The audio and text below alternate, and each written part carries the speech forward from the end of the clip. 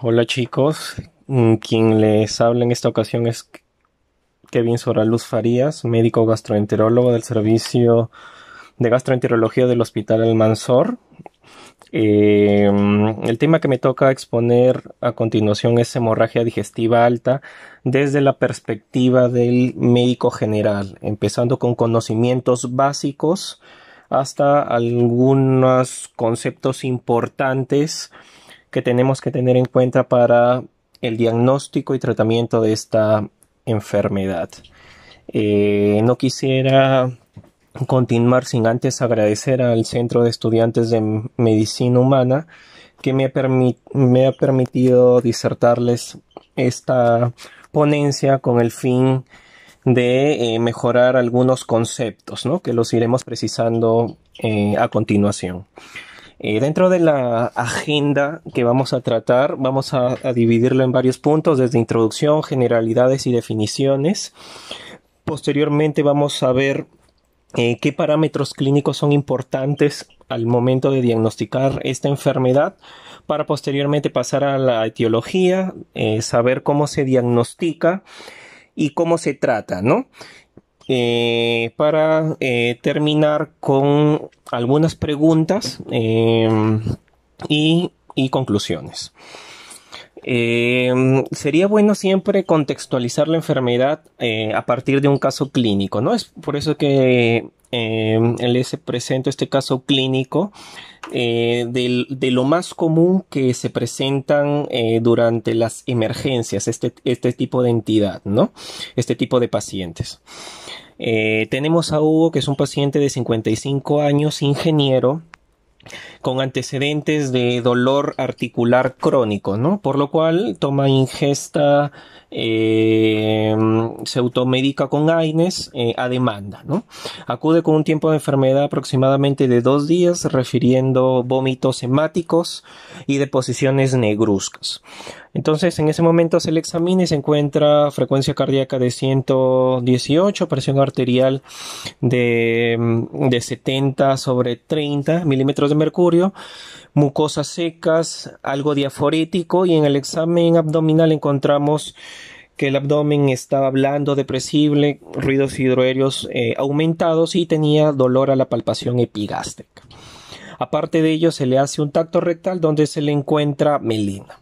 Y es ahí donde empieza la disyuntiva de poder diagnosticar una hemorragia digestiva, determinar si es alta o baja, y posteriormente tomar decisiones para el manejo. Entonces, en el desarrollo de esta entidad, la HDA, como su mismo nombre lo dice, es la emisión de sangrado del tracto gastrointestinal superior, que habitualmente dentro de la totalidad de sangrados del tracto gastrointestinal representa el 80%, ¿no? Y habitualmente este sangrado, según mencionan los libros, se aboca a un sangrado que puede corresponder al esófago o el estómago, o hasta el ángulo de Treitz, ¿no? Que sería la parte final de la cuarta porción del duodeno e inicio del yeyuno, ¿no? Que, como bien les había mencionado, representa el mayor porcentaje de hemorragias digestivas de manera general. La otra clasificación atribuida a este tema es la hemorragia digestiva del tracto inferior, o la hemorragia digestiva baja, ¿no? Que representa aproximadamente un 15% y que se aboca básicamente a un sangrado colónico, ¿no? Y cuando el sangrado no está en ninguno de estos ubicaciones anatómicas que he mencionado, probablemente llamemos a esta entidad una hemorragia digestiva del tracto medio, que representa más o menos un 5 a 10% de todas las hemorragias digestivas, y que netamente nos estaría indicando de que la hemorragia esté en el intestino delgado, ¿no? Y como bien sabemos, la importancia de esta enfermedad radica en su frecuencia, radica en que es la principal urgencia endoscópica, y por el cual el médico general, el médico de emergencia y el gastroenterólogo deben de estar entrenados para resolverla, que tiene un impacto en la mortalidad que va, según los libros menciona, del 3.5 al 10%, y que esto ha mejorado por algunas medidas que se han optado, ¿no? Por el diagnóstico y el tratamiento oportuno. El diagnóstico oportuno, que me implica posteriormente brindar un tratamiento precoz con estabilización del paciente, con inicio de inhibidor de la bomba de protones y posteriormente ver si el paciente requiere terapia endoscópica, ¿no? En eso se basa el éxito del diagnóstico precoz y el tratamiento, ¿no? Ahora, nosotros cuando vemos una hemorragia digestiva, nos preguntamos frente a qué tipo de pacientes estamos, ¿no? Hay dos tipos de hemorragia digestiva alta clasificadas en los libros. Una hemorragia digestiva alta llamada varicial y una llamada no varicial, ¿no? La hemorragia digestiva varicial, como lo vemos en el video de la izquierda, lo vamos a contextualizar o sospechar en un paciente que venga en el contexto de hemorragia digestiva alta y estigmas hepáticos, ya sea ictericia, ya sea ascitis, ya sea telangiectasias, ya sea eritema palmar, ya sea hipertrofia parotidia, ya sea pérdida del vello pubiano y axilar, ¿no? O sea, paciente en el contexto de una hepatopatía asociado a una hemorragia digestiva alta, probablemente el origen del sangrado sean varices esofágicas, ¿no? Como vemos en el video de su izquierda, donde probablemente tendremos que entrar en la terapia endoscópica y tendremos que ligar esas varices, como vemos aquí en el video. Sin embargo, la principal causa de sangrado digestivo alto no es el sangrado varicial, sino es el sangrado no varicial. Y dentro de estas causas del sangrado no varicial vamos a encontrar que la principal causa de este sangrado digestivo alto no varicial son las úlceras gástricas o úlceras duodenales, ¿no? Como vemos en el video de su derecha, ¿no? Vemos una gran úlcera rodeada prácticamente o adherida ya prácticamente con fibrina, donde probablemente de ahí se ha emitido o ha provenido el sangrado, y pues durante la endoscopía se detecta que prácticamente está inactivo. Entonces, la implicancia de esto es básicamente de que el sangrado digestivo alto varicial representa un pequeño porcentaje del 5 a 10% en el contexto siempre de pacientes con hepatopatía crónica, estigmas hepáticos en el examen físico. Y la hemorragia digestiva no varicial, que representa la mayoría de casos, entre el 90 y 95% de todas las hemorragias digestivas, que básicamente va a ser el grueso a desarrollar durante este tema. Entonces, para yo poder determinar el diagnóstico de hemorragia digestiva alta, tengo que tener en claro ciertos conceptos, ¿no? Que son 4 básicamente: es hematemesis, melena, hematoquesia y rectorragia, ¿no? La hematemesis, que es el vómito de sangre fresca o con coágulos provenientes obviamente del tracto gastrointestinal, y siempre diferenciarlo con la hemoptisis, ¿no? Que es la emisión de sangre generalmente después de tos, y que venga del tracto respiratorio, ¿no? El siguiente concepto a evaluar es la melena, ¿no? Para yo determinar estos últimos conceptos, tengo que necesariamente realizarle un tacto rectal a los pacientes, ¿no? No hay hemorragia digestiva alta que no se pueda diagnosticar o que no se pueda sospechar si yo, una vez que ya le tomó los parámetros clínicos, los signos vitales al paciente y le hago el examen general, tengo que hacerle necesariamente tacto rectal. Y en el tacto rectal vamos a determinar las características de las deposiciones. Estas características de las deposiciones son habitualmente el cambio de coloración de estas deposiciones, ¿no? Como por ejemplo la melena, ¿no? Que son heces brillantes, adherentes, negras, fétidas, alquitranadas, o de color prácticamente que semejan brea, ¿no? Como dicen los libros. Así que para su generación, según lo que menciona la literatura, se necesita entre 60 y 150 mililitros de sangre para que haya ese cambio de coloración característico, ¿no? El siguiente concepto es la hematoquesia, son sangrados con coágulos de sangre, no en las deposiciones. Sí que esto me traduce un sangrado digestivo bajo. Y el último concepto es la rectorragia, que no es más que deposiciones con sangrado rojo vivo, rojo rutilante. Entonces, cuando tengamos hematemesis y en el tracto rectal asociado a melena, probablemente estemos con un paciente que efectivamente tenga una hemorragia digestiva alta.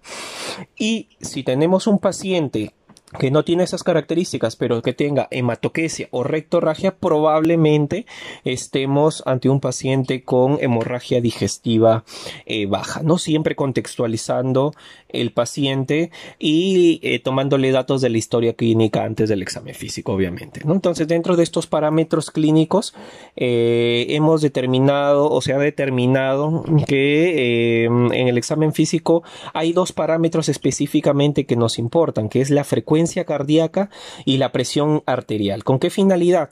Con la finalidad de caracterizar al paciente dentro de su estado hemodinámico.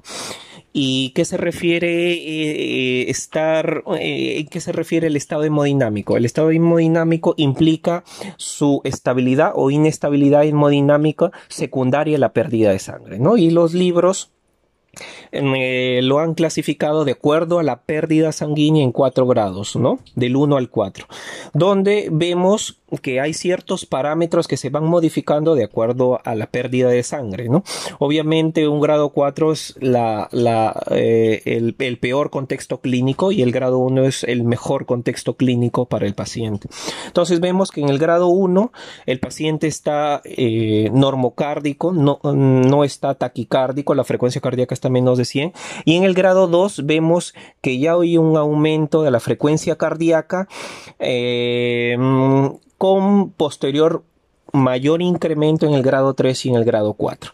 Y la presión arterial en el grado 1 y en el grado 2 probablemente estén dentro de los parámetros normales.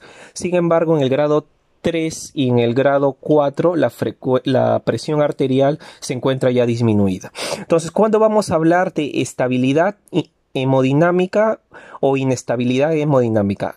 Cuando alguno de los parámetros hemodinámicos no invasivos, sea la frecuencia cardíaca o la presión arterial, estén alterados. Basta que uno esté alterado, ya se considera inestabilidad hemodinámica, ¿no? Y si los dos están dentro del rango normal, presión arterial normal y frecuencia cardíaca normal, estaremos ante un paciente con hemorragia digestiva alta con estabilidad hemodinámica. Y este término de estabilidad o inestabilidad hemodinámica es importante para el manejo precoz del paciente. Obviamente, los pacientes que tienen inestabilidad hemodinámica, a mayor pérdida sanguínea, probablemente entre en un estado de choque hipovolémico, ¿no? Se dice que para entrar a choque hipovolémico, que sería el grado 3, al menos el paciente se sospecha que ha perdido al menos 1,5 litros de sangre, ¿no? Y como vemos en los otros parámetros, la frecuencia respiratoria conforme al grado o a la pérdida sanguínea va aumentando, el gasto urinario va disminuyendo, el estado mental del paciente va empeorando también. Entonces todos los parámetros en el examen físico probablemente empeore a mayor pérdida sanguínea, como lo suponemos, ¿no? Entonces, dentro de la hemorragia digestiva alta no varicial, que representa el 90-95% de todas las hemorragias digestivas altas, tenemos que ver, y como le hemos mencionado, la mayoría de ellas corresponden a úlcera péptica, ¿no? Y dentro de la úlcera péptica tenemos dos agresores, ¿no? Que es el Helicobacter pylori y la ingesta de AINES, ¿no? Que tienen un efecto de daño directo sobre la mucosa gastroduodenal y representa aproximadamente entre el 30 y el 60% de todas estas HDA no variciales. Luego de ello tenemos algunas otras entidades que son menos frecuentes, como por ejemplo el síndrome de Mallory-Weiss, que no es más que el desgarro de la mucosa del esófago distal o esófago gástrico, la mucosa esófago gástrica, secundaria probablemente a una disrupción abrupta, secundaria a vómitos previos que han generado alteración de la mucosa y posteriormente sangrado. Otra causa relativamente frecuente es la gastroduodenitis erosiva, ¿no? Que si bien es cierto no cumple las características de úlcera como tal, porque no invade la submucosa, sino solamente el daño es superficial, prácticamente el daño solamente es en la mucosa, ¿no? Y esto también es causa de hemorragia digestiva en algunos pacientes, ¿no? Más que todo pacientes con comorbilidades, pacientes renales, pacientes con enfermedades crónicas, algunos pacientes con ingesta de AINES también.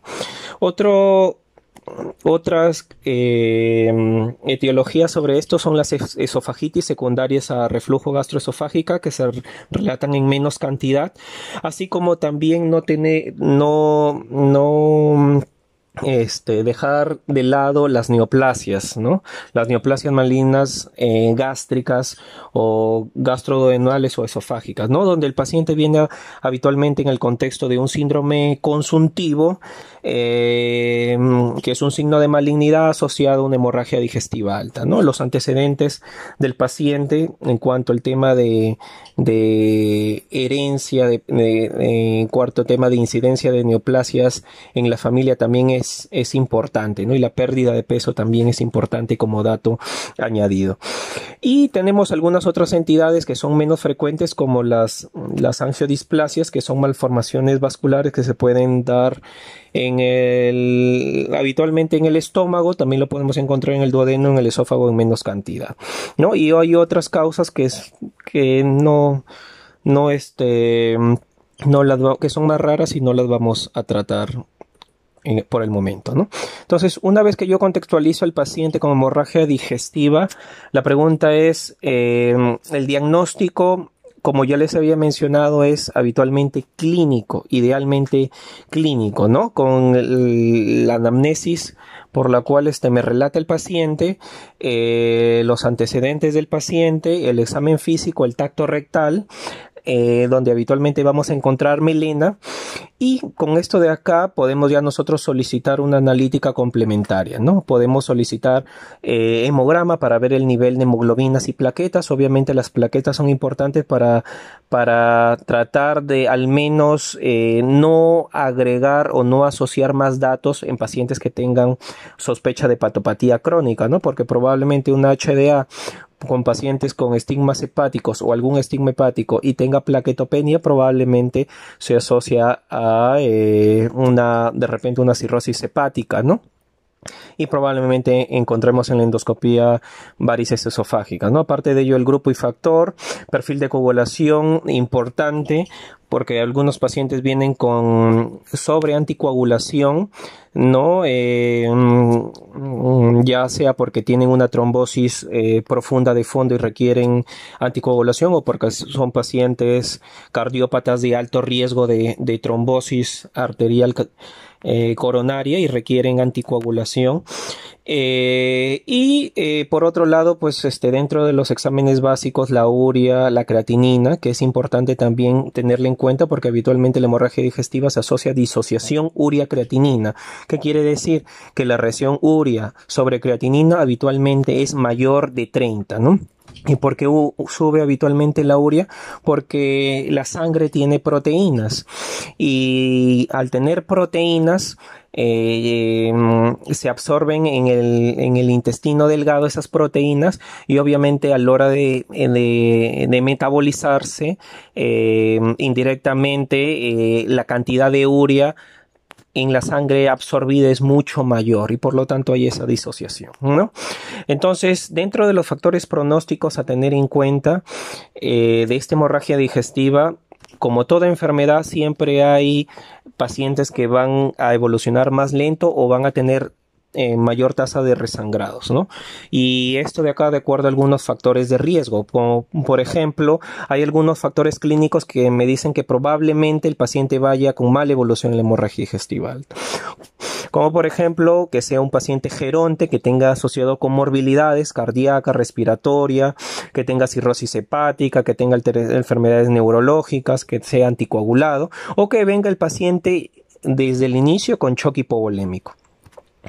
Y por otro lado también hay factores de mala evolución endoscópicos, ¿no? Donde acá se caracterizan el tipo de lesión sangrante, ya sea úlcera, angiodisplasia, cáncer, o la localización de la lesión, ¿no? Por ejemplo, si tengo una úlcera en la parte alta de la curvatura menor del estómago o en la cara posterior del duodeno, probablemente hay una mayor tasa de resangrado, ¿no? O si la úlcera mide más de 2 centímetros, hay una mayor tasa de resangrado. O si hay signos endoscópicos de hemorragia reciente, hay una mayor tasa de resangrado. Entonces, una vez que yo contextualizo al paciente como hemorragia digestiva alta, la pregunta que me hago es: ¿cuándo hago la endoscopía? Obviamente sabemos que para yo hacer la endoscopía tengo al paciente que tenerlo con estabilidad hemodinámica, ¿no? Que lo vamos a comentar posteriormente. Pero a veces nos desesperamos en emergencia cuando tenemos al paciente que el gastroenterólogo lo vea rápido con la finalidad de que le haga, entre comillas, rápida la endoscopía. Y como bien sabemos ahorita, no existe evidencia de que a más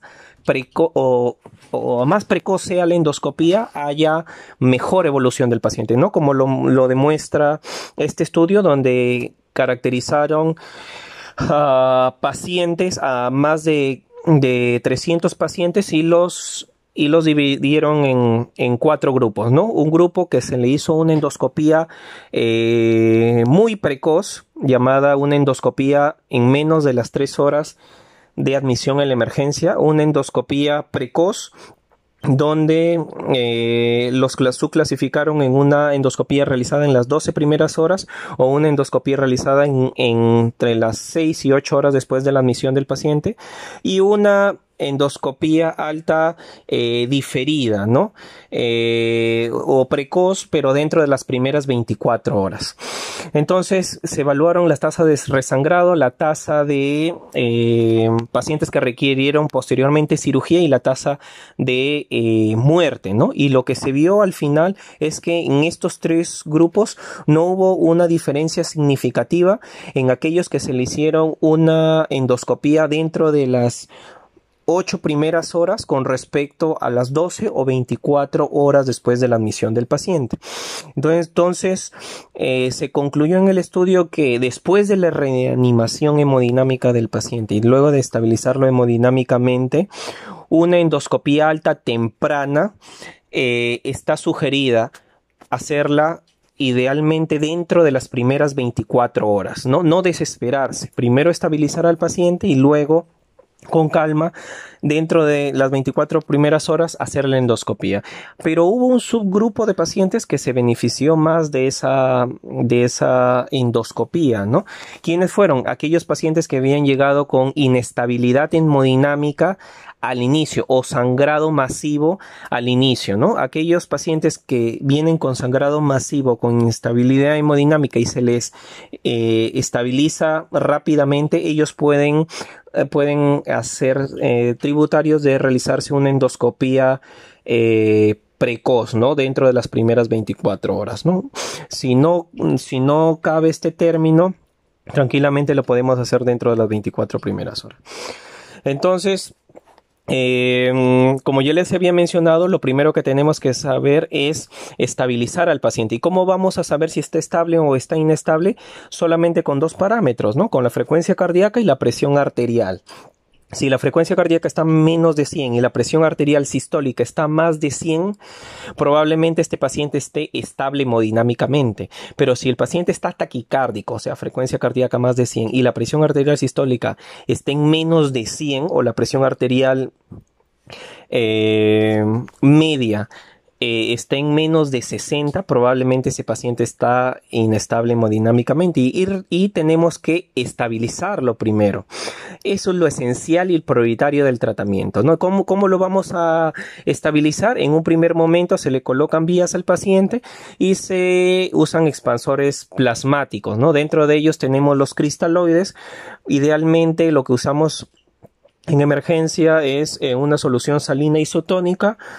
Hablan por ahí también del lactato de Ringer, pero no lo tenemos a la mano, o gelatinas, ¿no? Como la poligelina, ¿no? Que son habitualmente sustancias que me van a permitir en el transcurso del tiempo estabilizar al paciente, ¿no? Y posteriormente, de acuerdo a los exámenes que yo le pedí, de acuerdo a ellos, posteriormente transfundirle plaquetas o transfundirle paquetes globulares de requerimiento, ¿no?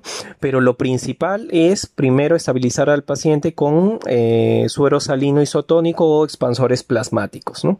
Y continuar el monitoreo de la frecuencia cardíaca, presión arterial, frecuencia respiratoria, diuresis, balance hídrico y algunos otros datos, pues, que de requerirse, pues, tendremos que reportarlos. Ahora, la pregunta es, luego de estabilizarlo o luego de tener el resultado de la hemoglobina, ¿a todos los pacientes le transfundo o no les transfundo? Entonces, acá viene un término que se llama transfusión restrictiva. ¿Qué quiere decir esto? Que vamos solamente a transfundir al paciente cuando se crea estrictamente necesario.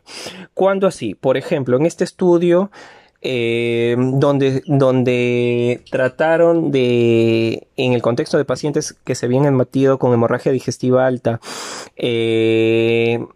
trataron de transfundir a todos versus transfundir a un grupo que tuviera hemoglobina menos de 7, aquellos pacientes que se le transfundieron y no tenían menos de 7 de hemoglobina, se asoció a una mayor cantidad de complicaciones asociadas a la transfusión, ya sea procesos infecciosos, ya sea fiebre, ya sea disfunción multiorgánica. Inclusive ese grupo tuvo mayor riesgo de muerte, ¿no? Asociada a la transfusión. ¿Qué quiere decir? Que el término transfusión restrictiva solamente se va a abocar a pacientes que llegan en el contexto de hemorragia digestiva alta y tengan menos de 7 de hemoglobina. Si no tiene menos de 7 de hemoglobina, no hay por qué desesperarse y por qué transfundir rápidamente al paciente, ¿no? Ya que esto se asoció a más riesgo de muerte, infección nosocomial, disfunción multiorgánica, síndrome de distrés respiratorio, entre otros, ¿no? Excepto un pequeño grupo de pacientes donde sí se requirió o sí no se tomó en cuenta esta transfusión restrictiva, que fueron los pacientes con una cardiopatía subyacente, ¿no? Que ahí se puede llevar a más de 9 de hemoglobina. Entonces, luego de estabilizar al paciente y ver a qué paciente transfundo y no transfundo y estabilizarlo, que es lo más importante, viene lo siguiente es darle tratamiento médico, ¿no? Tratamiento médico con inhibidor de la bomba de protones, ¿no? Que ya se ha visto que en algunos estudios y en la mayoría de estudios disminuye el grado de lesión endoscópica a la hora de hacerse la endoscopía y disminuye la necesidad de intervención endoscópica. Así que esta inhibición de secreción de ácido por estos inhibidores de la bomba de protones refuerza mecanismos hemostáticos. ¿Qué va a hacer? Va a estabilizar los coágulos de fibrina y también estabiliza los coágulos de plaquetas. Pero para yo llegar a ese efecto de estabilizar la estabilización hemostática, tengo que llevar al estómago a un pH de más de 6. Y para yo llevarlo a un pH de más de 6, yo requiero primero colocarle un IVP, como es el omeprazol, 80 miligramos en bolo, seguido de 8 miligramos por hora en infusión continua. ¿Qué quiere decir?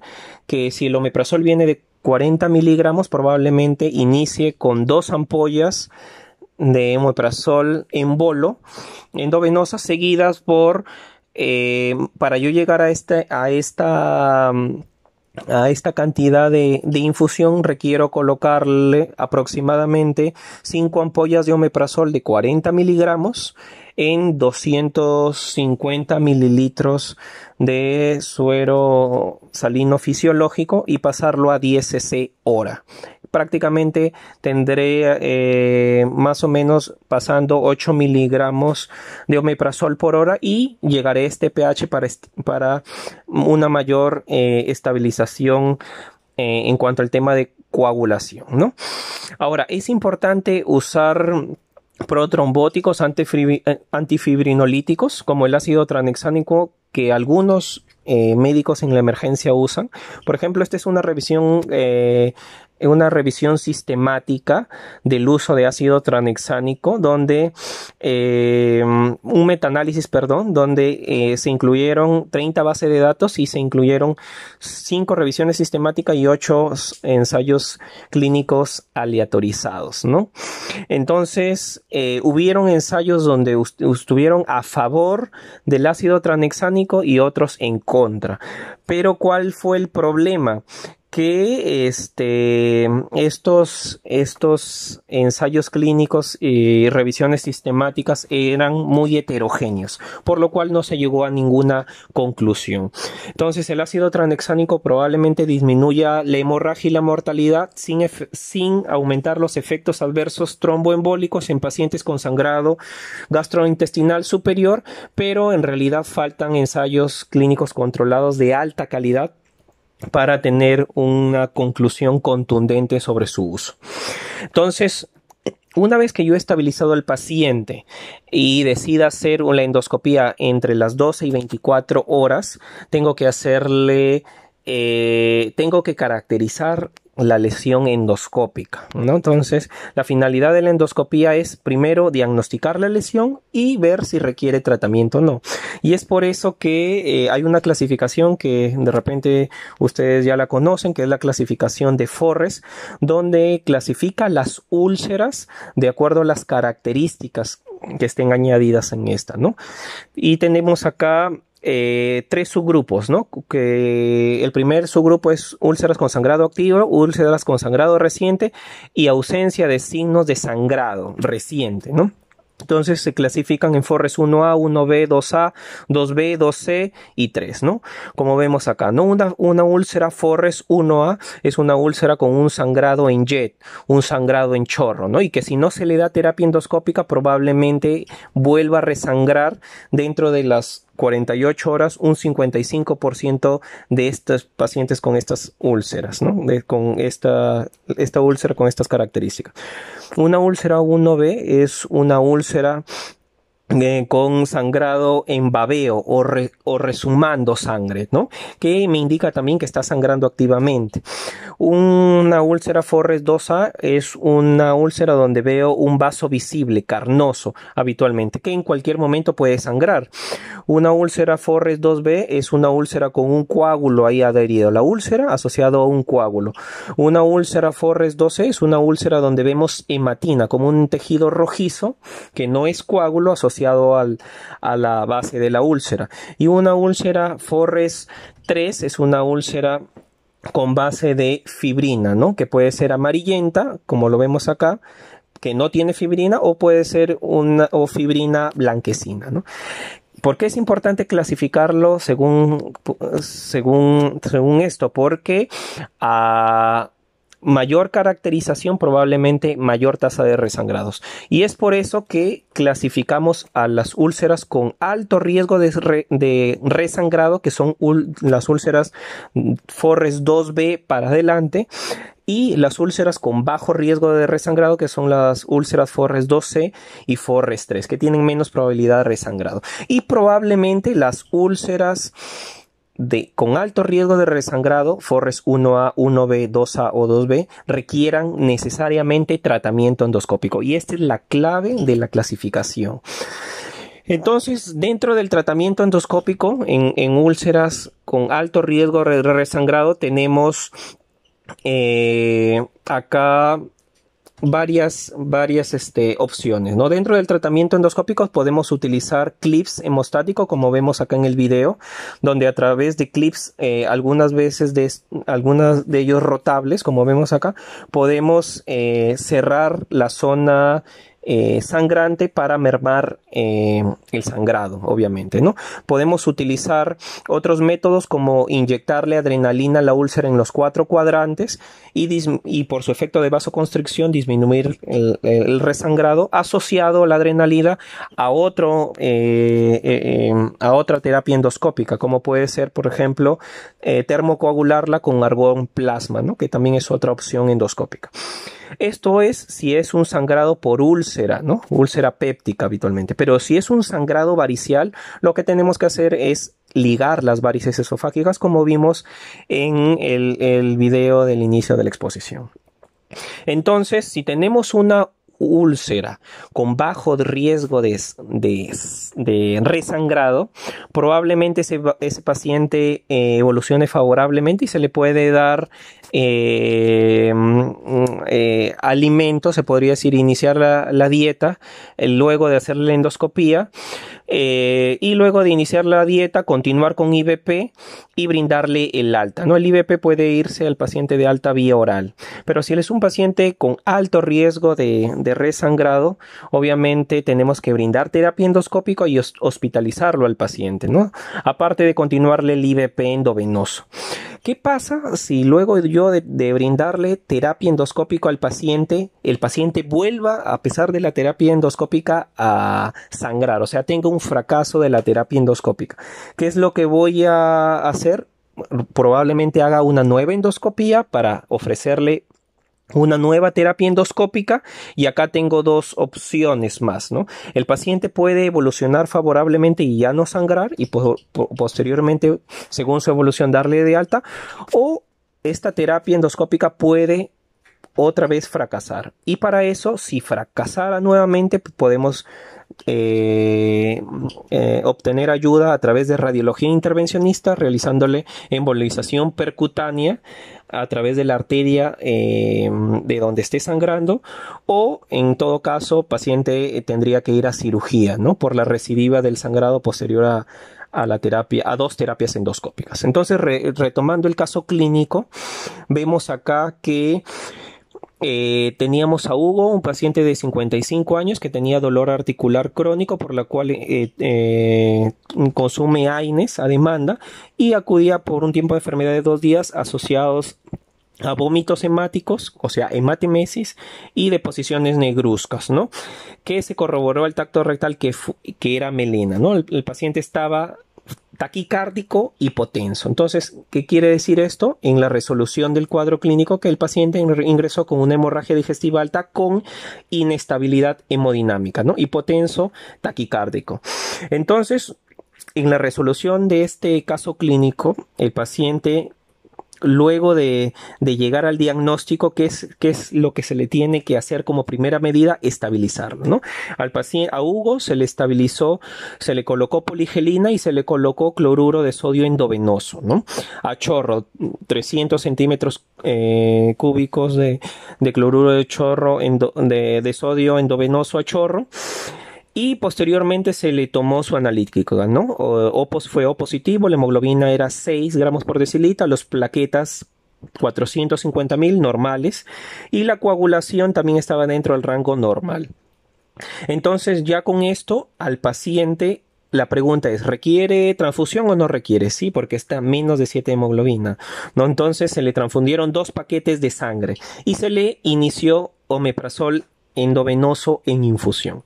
Entonces, con esto se le reevaluó al paciente y posteriormente Hugo ya estaba mejor hemodinámicamente, estaba estable hemodinámicamente, con una presión arterial de 100/60, una frecuencia cardíaca de 88 por minuto, o sea, ya estaba estable hemodinámicamente, y en la hemoglobina control posterior a la transfusión, a esos 2 paquetes globulares, se le encontró 8 gramos por decilitro. Había mejorado después de la transfusión sanguínea. Entonces, de una hemorragia digestiva con inestabilidad hemodinámica, Hugo pasó a una hemorragia digestiva con estabilidad hemodinámica. Entonces, ¿qué se le hizo? Dentro de las 12 a 24 horas se le hizo una endoscopia. A las 15 horas se le hizo una endoscopia, donde el endoscopista, el gastroenterólogo, que le realizó el procedimiento, encontró una úlcera de 15 milímetros en antro gástrico, ¿no? Y lo caracterizó como una úlcera Forres 2A. ¿Recuerdan la clasificación de Forres? Forres 2A es una úlcera con alto riesgo de resangrado. Entonces, ¿qué se le debió brindar? Se le brindó terapia endoscópica, ¿no? Entonces se le colocó clip y se le colocó inyección con adrenalina en los bordes de la úlcera y Hugo ya no volvió a resangrar, mejoró posterior al procedimiento, y a las 72 horas luego de tolerancia a los alimentos y luego de mejoría clínica, pues se le brindó el alta y se fue feliz, Hugo. Entonces, como vemos acá, ese es un cuadro típico donde hemos caracterizado al paciente desde el diagnóstico clínico, desde el diagnóstico de la estabilidad hemodinámica y posteriormente la terapia que requirió. Entonces, estas son algunas de las preguntas que nos hemos topado en algunos exámenes, que son relativamente sencillas, como esta, ¿no? La causa más frecuente de hemorragia digestiva alta es, obviamente, ya lo habíamos dicho, que la mayoría de causa de sangrado digestivo alta son la enfermedad úlcera péptica, ¿no? Una úlcera péptica, ¿no?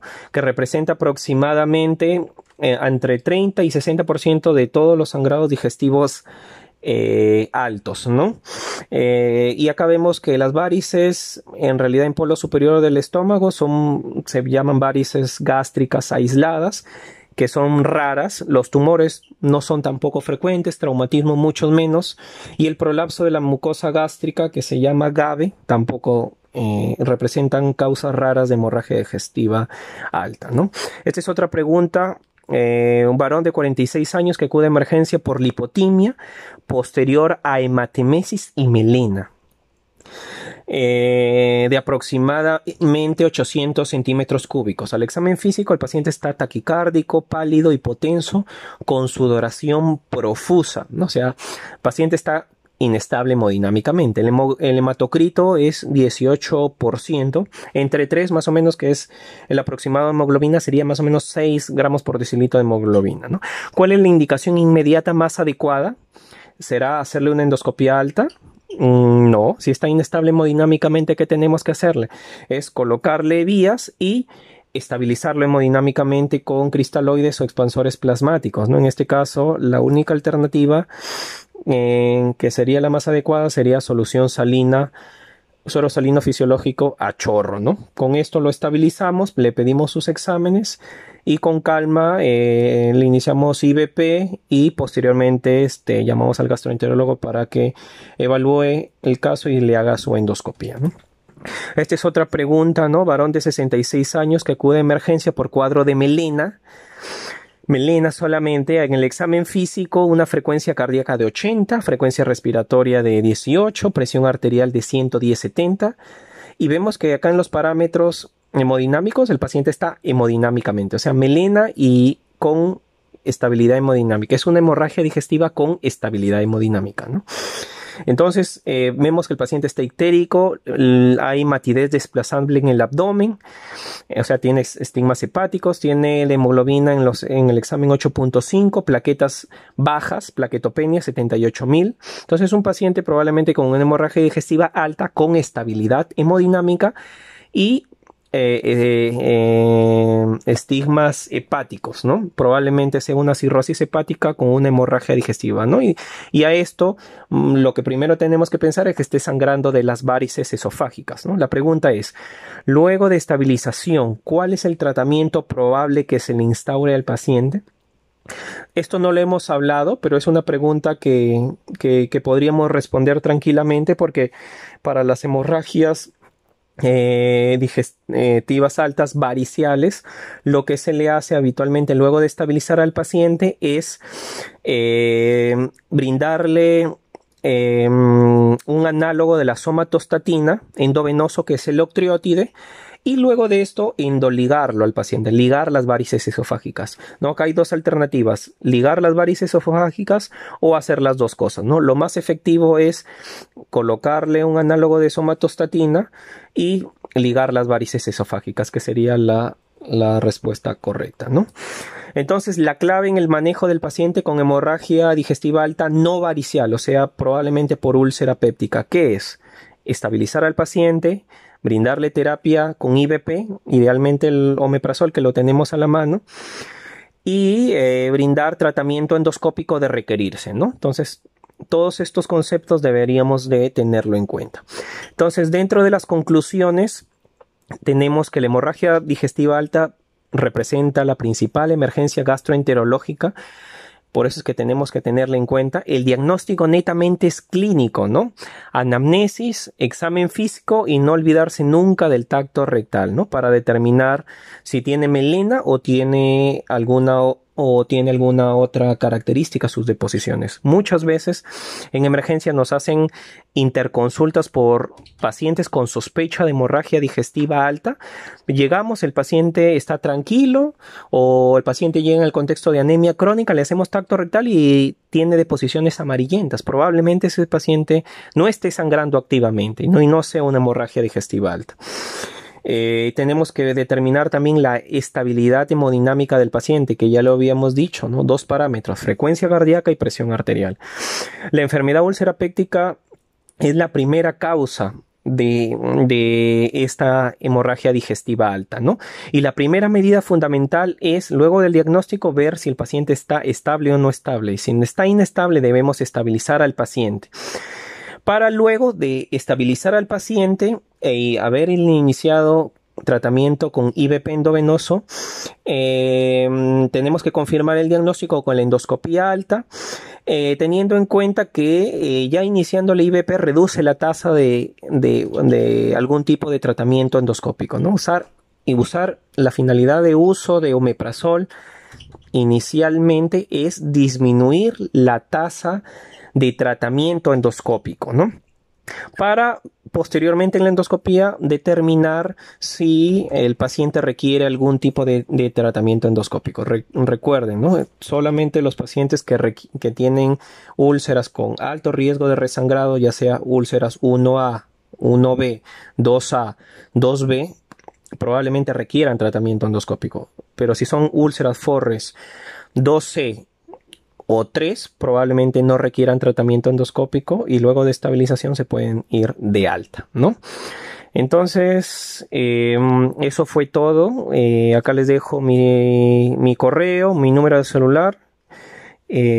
Para cualquier cosa, duda, yo siempre estaré para ustedes presto a responder cualquiera de sus interrogantes. No duden en escribirme o llamarme cuando requieran algún apoyo en cuanto a pacientes gastroenterológicos, ¿no? Recuerden que yo también me he formado en la Universidad Pedro Ruiz Gallo y me siento como un hermanito mayor, ¿no?